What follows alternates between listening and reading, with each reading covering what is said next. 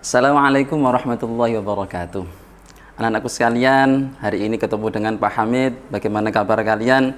I hope all of you will be okay, fine, healthy.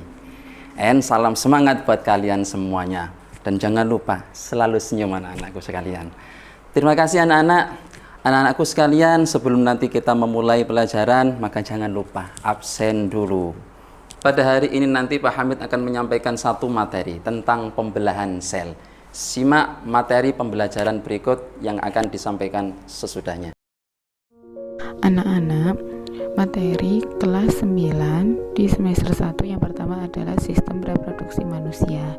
Nah, sekarang kita akan membahas tentang pembelahan sel, mitosis dan meiosis. Selamat memperhatikan penjelasan video berikut ini. Perhatikan dengan baik ya. Sebelumnya, kalian pasti mengetahui bahwa manusia itu berawal dari satu sel. Tetapi kemudian sel itu mengalami pembelahan. Ketika dia sudah dewasa, jumlah sel itu akan berkembang menjadi banyak hingga mencapai 200 triliun sel. Nah, dapatkah kalian memberikan alasan kenapa sel itu membelah? Nah, alasannya ada 3. Yang pertama, untuk pertumbuhan. Yang kedua, untuk perbaikan sel-sel yang rusak atau regenerasi sel. Yang ketiga, untuk reproduksi atau pembentukan sel kelamin. Berikut penjelasannya. Yang pertama adalah pertumbuhan. Masih ingat kan bahwa ciri-ciri makhluk hidup itu untuk mengalami pertumbuhan. Nah, semakin banyak sel, maka semakin besar ukuran makhluk hidup. Jadi, kalau semakin besar makhluk hidup, maka semakin banyak juga jumlah selnya. Nah, yang kedua adalah untuk perbaikan sel-sel yang rusak. Pernahkah kalian mengalami luka pada kulit? Luka itu akan sembuh dalam beberapa hari, berarti ada jaringan yang rusak. Kemudian karena terjadi pembelahan sel, maka diperbaiki jaringan tersebut. Yang ketiga adalah untuk reproduksi atau perkembangbiakan. Masih ingat kan? Salah satu ciri-ciri makhluk hidup adalah melakukan reproduksi. Nah, untuk reproduksi ini membutuhkan sel kelamin. Nah, pembentukan sel kelamin itu dilakukan dengan cara pembelahan sel. Menurut teori sel oleh Rudolf Virchow, semua sel hidup berasal dari sel yang sudah ada sebelumnya atau omniselula eselulae. Pembentukan sel-sel baru atau sel anakan berasal dari pembelahan sel. Nah, pembelahan sel itu dibagi menjadi 2, mitosis dan meiosis.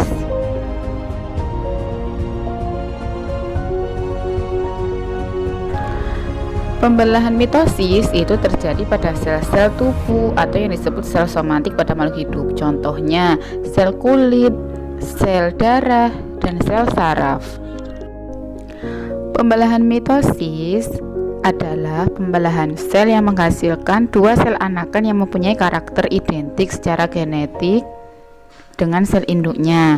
Pada pembelahan ini, jumlah kromosom anak sama dengan jumlah kromosom induk, yaitu 2N atau diploid. Bisa diperhatikan di gambarnya.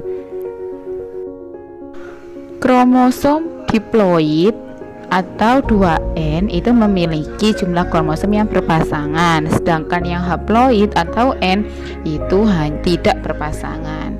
Nah, fase-fase pembelahan mitosis itu ada 4: profase, metafase, anafase, dan telofase, atau yang disebut sebagai PAMAT. P profase, M metafase, A anafase, dan T telofase.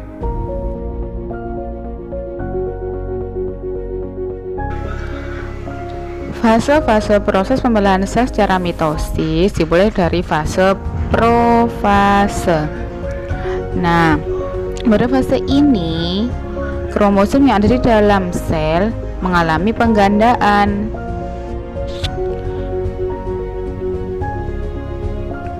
Nukleus dan membran inti rusak dan menghilang. Sentriol membelah menjadi dua bagian dan bergerak ke arah kutub yang berlawanan. Setiap sentriol bergerak menuju ke benang-benang spindle. Nah, fase yang kedua adalah metafase. Pada fase ini, membran inti melebur. Kromosom berkumpul di bidang ekuator di tengah-tengah sel.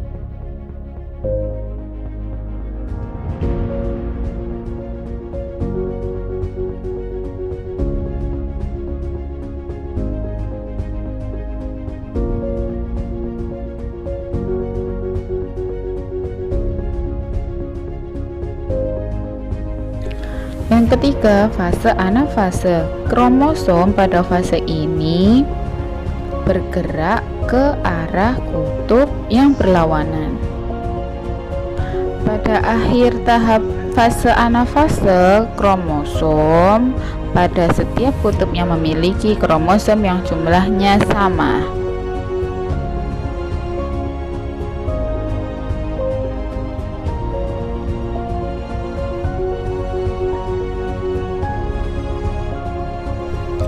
Fase telofase. Pada fase ini, membran inti mulai muncul dan kembali bergabung,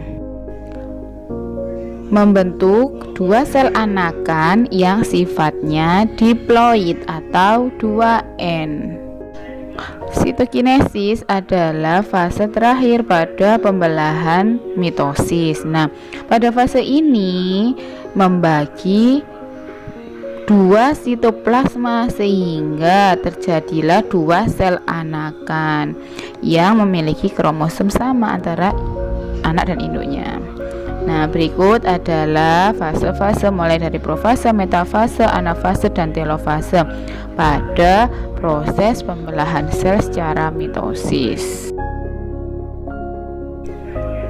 Berikut adalah pembelahan meiosis, yaitu pembelahan sel yang menghasilkan 4 sel anak yang masing-masing sel anakannya hanya memiliki separuh dari jumlah kromosom induknya, yaitu kromosom haploid atau N. Nah, pembelahan sel secara meiosis hanya terjadi pada sel kelamin atau sel gamet. Nah, untuk memperoleh tambahan informasi, kalian silahkan membaca buku paket siswa halaman 1-7. Anak-anakku, sebelum Pak Hamid tutup pembelajaran pada hari ini, jangan lupa tugas tolong betul-betul dikerjakan. Dan Pak Hamid mengingatkan, stay at home, tetap di rumah, jangan lupa pakai masker jika kalian keluar rumah, dan jangan lupa pula cuci tangan dengan pakai sabun. Pak Hamid akhiri, Assalamualaikum warahmatullahi wabarakatuh.